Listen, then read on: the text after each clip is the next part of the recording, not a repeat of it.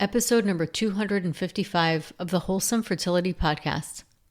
My guest today is founder and CEO of The Fullest, Nikki Bostwick. Nikki is the founder and editor-in-chief of The Fullest and is the host of the Fullest Podcast.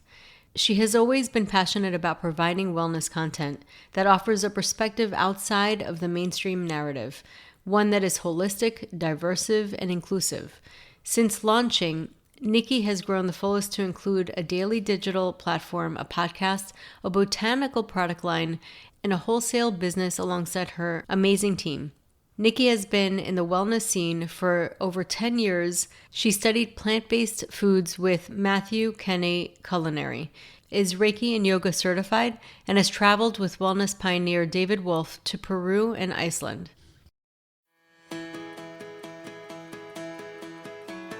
Welcome to the Wholesome Fertility Podcast. I'm Michelle, a fertility acupuncturist here to provide you with resources on how to create a wholesome approach to your fertility journey.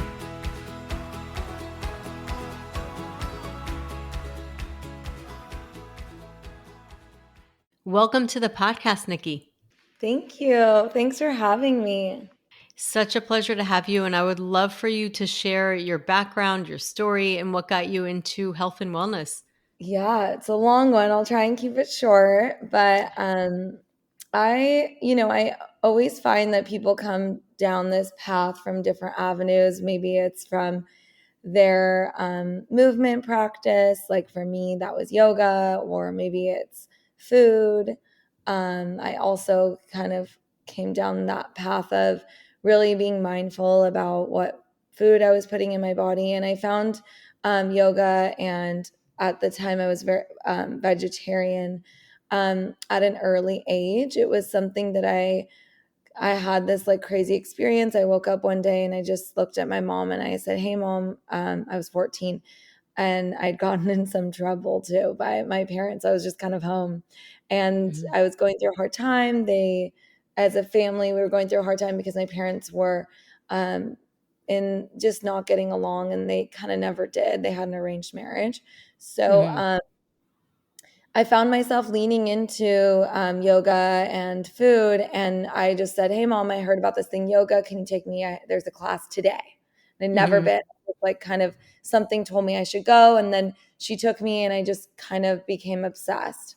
And I grew up in Laguna Beach, so I feel like just being near the ocean and having that element of nature was a big reason why I felt a little bit more connected than other people. Not maybe it's not the same as like being in the mountains and whatever, but I felt like I had this sense of like grounding with that, and it helped me a lot in my life, be able to kind of find a sense of like who I am and grounding. So anyways, I kind of came on my path from that angle, and I was young, so I lost my way, but I would kind of always come back to this makes me feel good.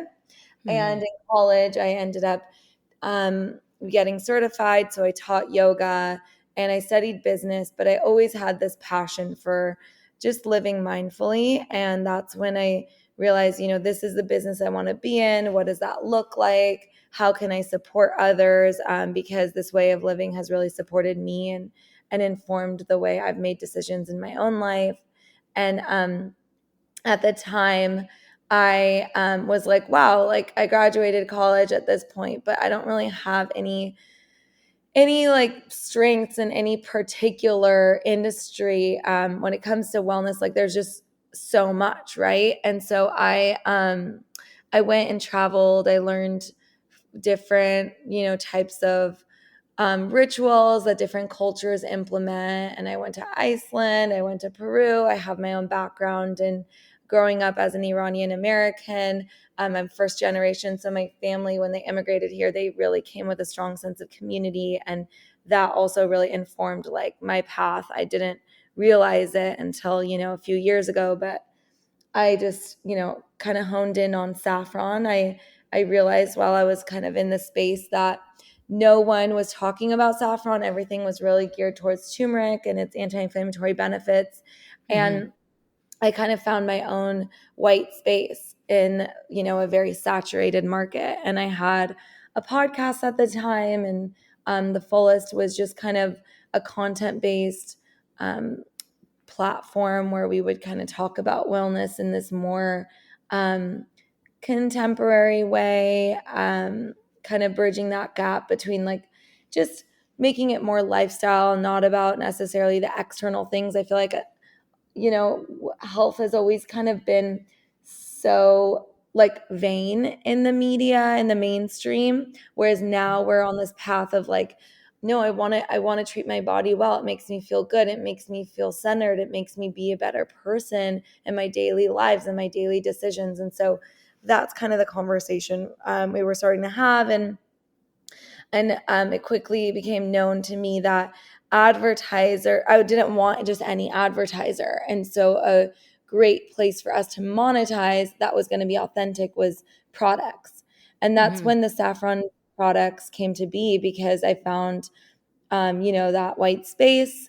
And I went to plant-based culinary school after college as well. So I formulated our very first product, the warm feeling saffron latte, with a super therapeutic dose of saffron, because I came across like double-blind placebo studies and found that science was able to prove at what dose saffron was actually able to support and even be just as effective as other pharmaceuticals in terms of supporting depression, anxiety, and ADHD. So that really also was exciting to me, because being in this space, I felt like mental health is really the foundation of wellness. And we were talking about this a little bit earlier before we started recording, like even part of the fertility journey, you get in your head, whether you're, experiencing infertility, or you feel like, your clock is ticking and you need to find the right partner and you need to get pregnant fast, and what if, and all this stuff. And I think really what it comes down to is, how can we utilize the different tools in our toolbox to support us in coming from a centered place, so we can not only see things clearly, but emotionally have, a different way of connecting with what our path is in front of us. So yeah, kind of long answer, but I came No, to it's it. good. I like to get the details. Yeah. And it's but just part of my lineage. So it just feels super authentic, being Iranian, and my mom, she I grew up eating saffron like every day, and it would be, typically when you go to a Persian restaurant or someone's house, like it's only saffron rice, like they maybe make saffron on the top. Maybe not Right. the whole thing. Like where I grew up with my mom having like the entire tahdig, the entire like rice pot was with saffron, and she used crazy amount, Amazing. and same with her grandmother. So I kind of like had that sense of, it doesn't mean more is better with a lot of things, but when it comes to saffron, more than what people typically use is better. And 30 milligrams per person is the clinically studied dose. And that is a lot of saffron, way more than what you're going to get from, typical Persian cooking or, flavor profile. But when it comes to our products, I use 150 milligrams per serving. So that's 5 times the dose. It's more of a traditional Chinese medicine dosage. In our latte and in our capsules, Kinder Thoughts capsules, we do use a pharmaceutical grade saffron extract that is a 30 milligram dose. And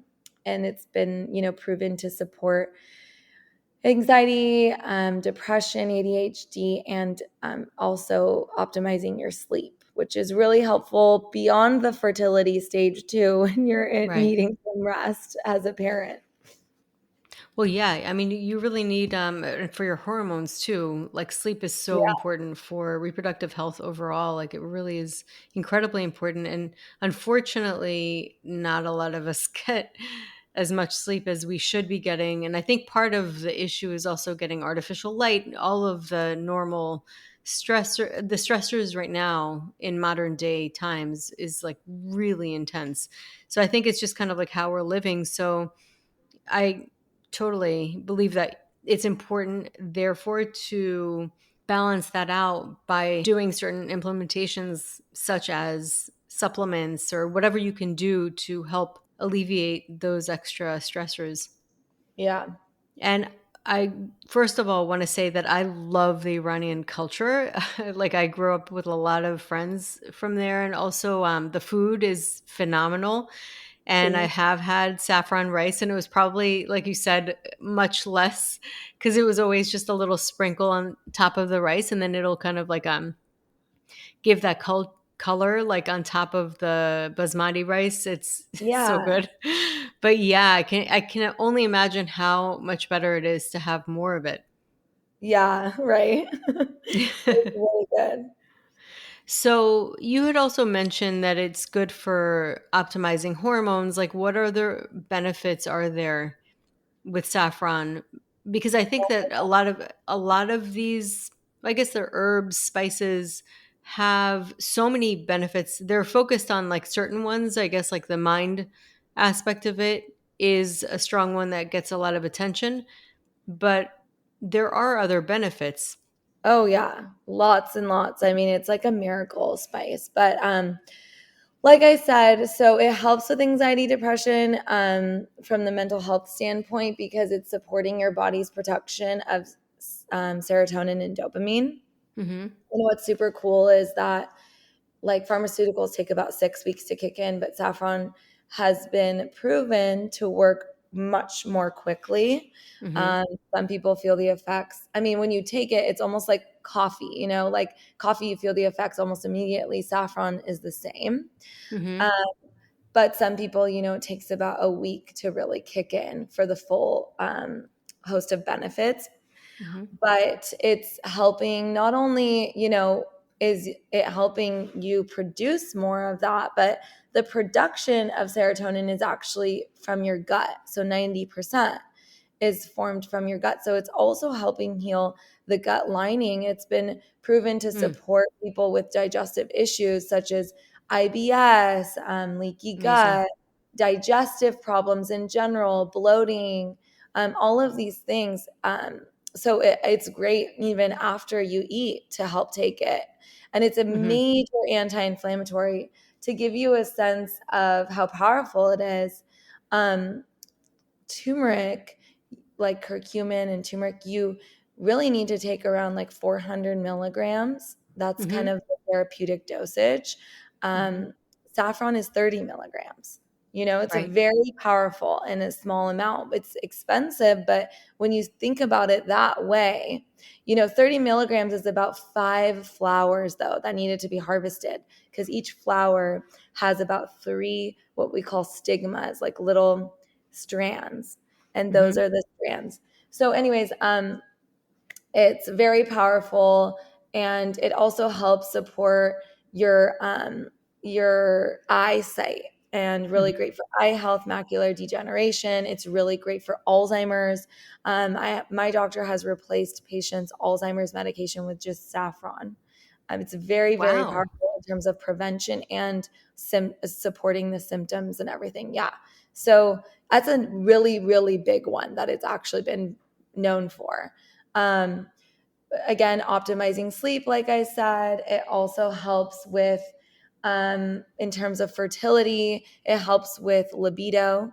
It Hmm. helps also, it's been studied to strengthen motility in sperm. So it, Hmm. it just makes them much stronger, basically, Hmm. so that, they're strong swimmers.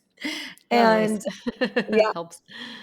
exactly. And again, yeah, the mental health aspect, I think, also postpartum. So going back to, your fertility journey and motherhood journey, postpartum is such an important time, and Hmm. it helps with that time, and it's been used across cultures for that purpose Is for it many. safe in pregnancy?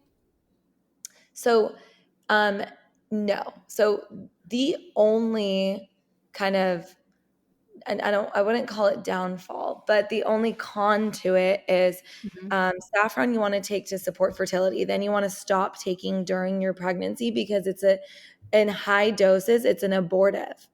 So Mm. Okay, that's in important. Yeah. very important. But this is like very high doses, but we still say don't take it. Yeah. Like this is like 5 grams of saffron. So 5 grams is a lot, right? Like that's, um, you Right. know, like let's And you're say you're talking like 30 milligrams yeah, we're versus five talking 30 grams. milligrams as a clinical dose, right? The clinical Right. therapeutic dose that you typically don't see in your cooking. So, like, if you're pregnant and you go to a Persian So you see the restaurant, positive pregnancy, stop.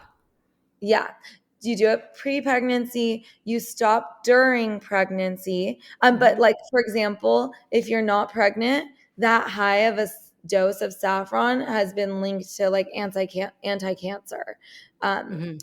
properties. So it's only during pregnancy where it's a problem until you get to 37 weeks, Mhm. 38 weeks. You really want to take saffron to support you for labor. Mhm. It's really, really supportive for opening up the pelvic floor, helping with pain because it reduces pain. It's an anti-inflammatory, Mhm. and during labor, it's really, really great while you're in active labor, but also leading up to it. Mhm. So, and then beyond, right, for postpartum. So yes, you're pregnant during that time, but it's a very specific time period during your pregnancy that you can take it. Otherwise, I recommend staying away from it. I took it, Mhm. but during my whole pregnancy, but it was because I'm very familiar with my body. I know what dose I'm taking. I'm used to it. Most people aren't used to even eating saffron, so Yeah.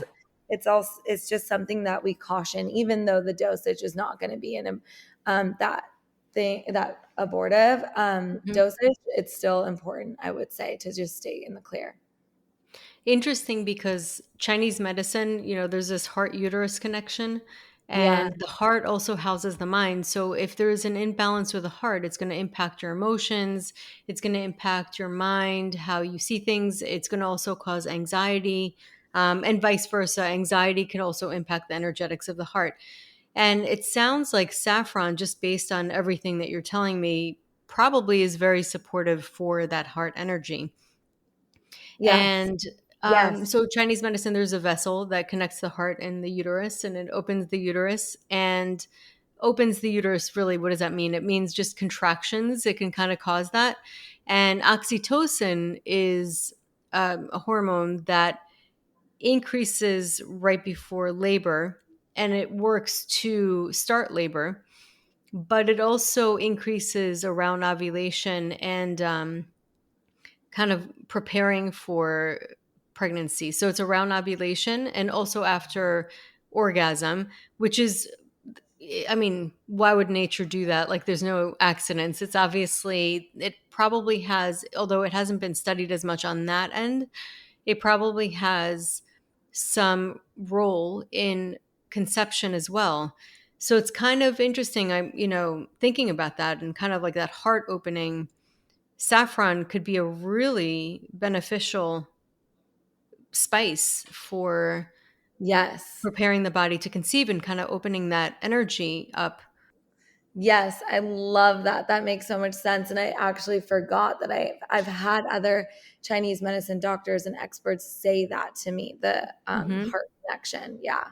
Yeah, it's incredible. And also, I mean, a lot of the things that you had mentioned indirectly impact fertility, gut health, IBS, anti Mhm. inflammatory, all those things indirectly impact fertility. If you don't have gut health, you're not able to process food. And if you're inflamed, you're not getting the nutrients that you need. And your body's also spending so much time or energy with the inflammation. Basically, that whole inflammatory process is very draining on the body. So that's huge. So I'm seeing a Yeah. lot of things and it's getting my wheels turning. I'm like loving it. I know so much. I love it too. And every time I, learn more, I read more, and I fall back in love with it. And so it's fun to kind of geek out over. Totally. And I think it's so cool that you're doing that because it is something different. It's not, like you said, curcumin is something that's gotten a lot of attention and it is great. Don't get me wrong. I mean, but it's just that it has a lot of attention. but saffron is not something that has a lot of attention. And I want to know what the difference is between the two doses that you had mentioned, 30 milligrams and 150. You had mentioned 30 is the minimum for that therapeutic dose. Yes. What's the difference, and what type of conditions would you give to who with those different numbers? Well, what's interesting in some of the research, they found that like 30 milligrams was equivalent to 30 milligrams of like a pharmaceutical. Mm-hmm.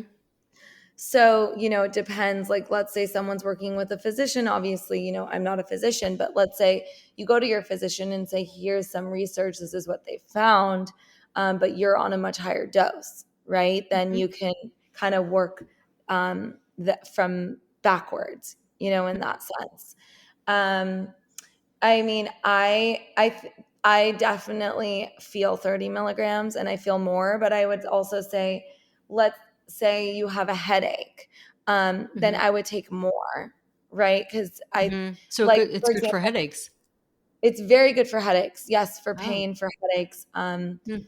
So what I typically do is like when it comes for headaches, like for the capsule, like we do 150 milligrams. So like if it's the capsule, you'll take like 5 capsules, or you'll drink one latte, and you can feel an relief from your headache pretty quickly. I mean, my Oh, husband, that's amazing. yeah. So, I mean, we don't do any Advil, any ibuprofen in our family, any Tylenol. We basically just obviously use saffron. I'm a huge believer, but it's just good to know, like circumstantially, like you said, what's good. If it's my children, like everyone always asks, my child has ADHD. I mean, this is Mm-hmm. the perfect. They found that another benefit is it's great for children. It's great for ADHD and not getting your kids on any sort of medication, but it's also an anti-convulsive. So Mm. it has so many miraculous benefits. But again, I would just kind of go back to, if you're working with a physician, like what they would recommend of a pharmaceutical, and then kind of like compare that. And, you know, I will also add with the pregnancy conversation, in Ayurveda, they do say that pregnant women can consume up to 125 milligrams of saffron twice a day. So like Mm-hmm. about 2 saffron lattes a day, right? Like Mm-hmm. what we have is like 115 milligrams. So it's not necessarily that you have to be scared, because like the dose for an abortive is so high that it would be very rare to get there. And Mm-hmm. it costs a lot of money too. Mm-hmm. Um, but I would say, like, a lot of times in pregnancy and on your journey, like a physician might say, if, like, for example, a friend of mine, she said that her physician said, when you're pregnant, I don't want you to take your Lexapro. And Mm-hmm. so this is something Right. that you would be able to take at a dosage like that, and it would be safe, and it is much better than taking the alternative. The alternative is not taking anything, you know what I mean? So Right. it's kind of like understanding your body, being comfortable. I think, again, going back to just our mental and emotional well-being, like what we're comfortable with, what we feel safe with, what we trust ourselves with, like those are all things that are so important. For But sure. And you yeah, also want to be under the guidance of a physician. medical professional, just to make sure. Exactly. Yeah. Yeah, exactly. But just wanting to give everyone like the tools, that there are other forms of medicine, such as Chinese medicine, Ayurveda, that have used it, because in Western medicine, it is so new to us that a lot of times people ask me, like, hey, what studies can I send to my physician to just Mm-hmm. inform them, because they don't even know, right? We're just kind of playing the guessing game here in the West, which we kind of want to be educated in our guesses. Yeah, totally. And what mechanism is it that it causes, like, I guess, like it can impact pregnancy at a high dose? Is it that it causes like contractions? I believe it's because it really prepares like the opening of the pelvic floor. Mm-hmm. So I don't know if it causes contractions. Mm-hmm. I'm not aware. Like, one thing I was going to say is during your period, like another benefit is supporting pain relief during your period. Mm-hmm. So I wouldn't, I don't know. I don't think that it would, because like period pain during your period, yes, there's back pain, but period pain is like contractions that are happening because your body is, this kind of gets into the womb, the vaginal steaming that we offer too. Like, Mm-hmm. what's happening is that your body is trying to get rid of everything and like kind of cleanse itself internally, and there's old stagnation or stagnated blood, and it's Mm-hmm. trying to release that, and that's what's causing the contractions to happen, which contractions should only happen in labor. So with saffron, it helps ease that. Right. So going to yoni steaming though, like, so what I Yeah, because love that's about actually a really important thing too to talk about. I hear amazing with things about it. And just for people yeah. who haven't heard about it, yeah, we'd love to hear. So, okay, so what yoni steaming is, if you're not familiar with yoni steaming, vaginal steaming, it's interchangeable. Pelvic steaming is what, people are calling it more now. But basically, it's a pot of just herbs that have been formulated to support your vaginal health. And what you do is you steam a pot and boiling herbs, and then you take that steam, like you boil the herbs, and then you take the pot of boiling herbs, and you either use a pelvic steaming stool, which we have Mm-hmm. at the Fullest. So there's like an opening, so it's very easy to sit over the pot of herbs and just kind of benefit from the steam.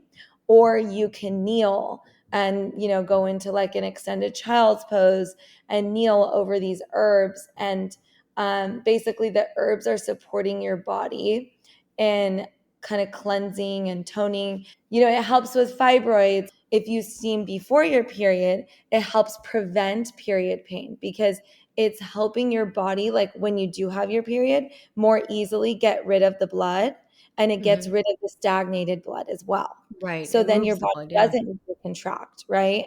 And then Mm-hmm. there is no old brown blood, basically, or clotting and stuff like Mm-hmm. that that's left Right. over that your body needs to get out with the contractions. Yeah, Um, very important to move that blood because yeah, it could definitely cause, like you said, stagnation. Eventually, like strong right, stagnation that's chronic ends up being things like polyps and exactly. fibroids, and it's just basically accumulation in the body. Exactly. So that's exactly what's happening, right? Turns into like, it's like this mucus that congeals and then Mm-hmm. gets to Exactly. your womb. And then what's cool about the steam is it's basically like an incredible tea for your vagina, right? You're Mm-hmm. making tea for your Yeah. vagina.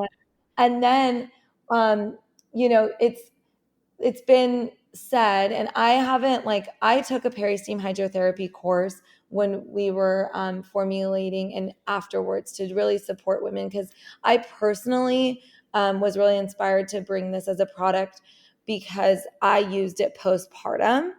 Mm-hmm. And so I went into it really wanting to share this with women for the postpartum journey. Well, then once I started educating myself even more and really diving into it, I realized this is a practice that I believe every single woman, whether you're in menstruation or you're in menopause, that we should be doing on a monthly basis. It helps us Mm-hmm. reconnect, whether we have periods, or if you're in menopause and you want a tool to connect back to your womb, and you can do it during the full moon or the new moon, and which is where our cycles are normally trying to calibrate with. So I love this practice. It's helped me. I used to be bedridden. I had really, really, really bad cramps. I don't have any cramps. I Mm-hmm. had long periods, Mm-hmm. 7 to 10 days. But I've learned that your period should only really be 4 days of fresh red blood. That's an optimized period. And Mm-hmm. so steaming really helps your body get there, basically. It And definitely does. I mean, if it fixes the period, guys, it fixes reproductive health. So if exactly. you're trying to conceive, like your period is basically the heartbeat of your reproductive health. Yeah, and it's connected to your immune system. It's connect your whole body. I mean, like you said, when that's optimized, you can Hmm. rest assured like everything's optimized. Everything is getting to equilibrium. And that's really what opened my eyes. Like I'm so passionate about it because of that. And like what, for example, I am in remission for Hashimoto's, and I was able to work with my Hmm. physician to heal it naturally. This is a physician who's used saffron so much in his practice to support Hmm. women. Who is the physician? Dr. Habib Sadeghi, he owns Beehive. He's the co-founder of Beehive of Healing along with his Mhm. wife. And um, what's amazing is that it's it's I didn't have a period. Like your thyroid affects your fertility, right? So like I Absolutely. didn't have a period for 9 months, and that I wasn't steaming at the time. But what like when my period came back was when Mhm. I knew I was ready. Right. When I healed my thyroid was Hmm. when I knew I was ready. So it's like everything as women, it all goes back to our cycle, and it's Yeah. just such a powerful indicator of where we're at in our health and Oh, well-being. So 100%. And then if you think about it, like during the time that you were irregular, just like I had similar things. It wasn't 9 months, but it was like every 3 months for a very long time. And yeah, I look back and I think to myself, like, I could think about so many other things that were going wrong during that time, like how I felt, like oh yeah, physically, energetic. And it's a reflection of so much more than just that. And once you fix that, you're like, oh my God, like I didn't even realize how bad I felt.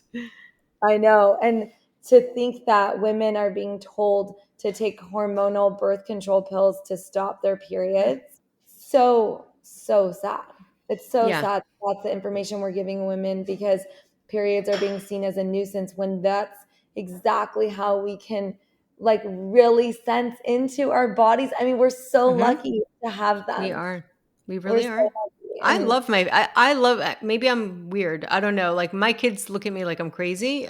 I love having my period. I feel a sense of relief when I have it. My meditations are that much stronger. I love it. And I still get it. And there was a point because I have fibroids, still working on them. I was Yeah. told to get a hysterectomy by maybe two different doctors and I was like, no. I did embolization with an interventional radiologist. That's what I chose to do. I still have some and I'm kind of like energetically working with them. I was like, no, I'm not getting rid of my uterus. Mm-mm. Yes. No. No. And they're doing that as like a like they're doing that in surgeries where they'll just like go in and they'll be like, okay, well while we're in here, we might as well, Yeah, just it's so wild. But have you tried steaming for it? Because I'm going to. I should. Here's my I need to question though about steaming.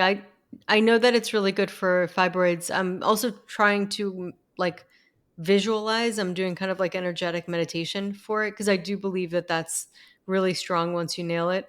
yes, But yeah, I want to do it at like I want to kind of attack it at all ends. But yeah, I would love to learn more about that. In regards to people who are actively trying to conceive, should yes. they should probably avoid seeming in No, no, the no. I'll luteal give you phase, right? it. Well, it's yes. So basically, I'm so glad you asked this question. Yes, you want to steam after menstruation while you're in your follicular phase and before, like if you're ovulating and you have sex, like you don't want to steam, right? So Yeah. like you said, ovulation and luteal, but depends on ovulation. So like let's say you can steam before conception, Hmm. to kind of jumpstart, but Right. you can't steam after. Got it. So yeah. So Yeah. like after you have, after while you're ovulating, like right before you're going to conceive, it'd be like really wise to steam, but then after just stop steaming and don't steam after. But yeah. Right. Definitely important to note. And what herbs do you usually include for the herbal steaming, for the vaginal steaming? Yeah, so we have, of course, saffron is a big Mm-hmm. one for us. Mm-hmm. And we have quite a long list of herbs. Like we do raspberry leaf, rose, calendula, Mm-hmm. lavender, dandelion, holy basil, Mm. yarrow, and cat's claw and podiarco. And those are all, it's a blend Right. that we put together so that it helps you also prevent and heal from UTIs and Mm-hmm. infections as well. So that's what's um, really great about it, as well as another benefit to steaming is, instead of Yeah, just it's like, important because there are some people that have repeated UTIs, repeated yeast infections. Podiarco is amazing for, yes, I think both, exactly. right? Both. Yes, Yeah. exactly. And that's, a big one too, because we're talking about optimizing gut health to support fertility. And it's not supporting you when you're like, shoot, I have a UTI or I have an infection and now I'm going to get on antibiotics. And that's the only way I can help heal it. And then I'm also Right. trying to get And then you're pregnant. messing up your gut and it's a whole other, Exactly. So it's a why, whole other thing. just adopting a practice, a monthly practice. And what I like to say, everyone's different, obviously, and this really applies to like women whose cycles are consistent. But before, like, it's really, really helpful if you're actively trying to get pregnant to do kind of a steaming cleanse. So committing to doing like 8 days of steaming before your period. Right. Uh, So for 1 month, wait before trying to conceive and maybe yeah, just do the month before. I agree exactly. with you. Sometimes I want to give herbals that I know are not great for like actively conceiving. And I'm like, just give it another month so we can really clear. It's almost like preparing the soil. I always say like Exactly. just prepare the soil, you'll get a much better garden. It's just so much better overall. Just Yeah. take that time. It's okay, because it'll actually be better Well, yeah, in the long because run. another thing I was going to mention is that so when you have a consistent period and when you've prepared and it helps have a healthier pregnancy, and it's been shown to prevent like miscarriages too, or help prevent. Mhm. Obviously, nothing's foolproof, but um, steaming really helps with that. So you're clearing it all out, you're getting like on a consistent monthly cycle, and that way you can have, a healthier pregnancy. Awesome. Well, this is such a great conversation, such important things. And I just love saffron. Like now I'm really excited about this because I got to look more into it. It's not typically something that I have in my toolbox. Like it's not Yeah, something that I've always thought about, but it sounds amazing. And it's especially if you are going through any kind of emotional like stress, because stress can impact your hormones, all of those things. Gut impacts the hormones, like all of the things that you're mentioning. It could really, really support fertility for a lot of women and men. And if people want to look into what you're offering, how can people find you?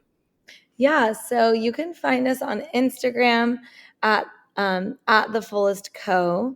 We're on our website is thefullest.com. You can find me personally at Nikki Bostwick.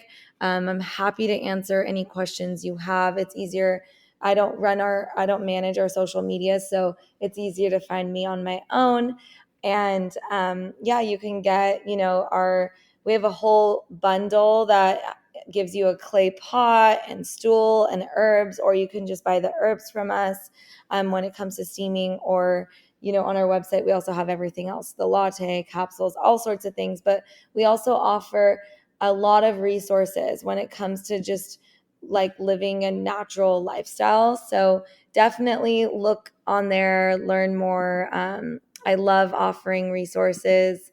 It just makes me happy, things like what the best water filters, or Hmm. taking care of like non-toxic home, all sorts of things like healthy swaps. So check us out and feel free to ask us questions. We love to support in any way. Awesome, Nikki. Thank you so much for coming on. This was so much fun talking to you. Thank you. Thanks for having me. So that concludes today's episode. You can find all of the links mentioned on the episode notes. If you're enjoying these episodes, please take a moment to share and leave a review. Reviews mean everything to podcasters, and I really enjoy hearing from my listeners. You can also find me on my website at www.thewholesomelotus.com or email me at info@thewholesomelotus.com. I love hearing from my listeners. If you're interested and want updates as well as a free ebook on my top 10 fertility boosting habits, you can visit my fertility page on www.thewholesomelotus.com. I thank you so much for listening in and hope that you have a beautiful day.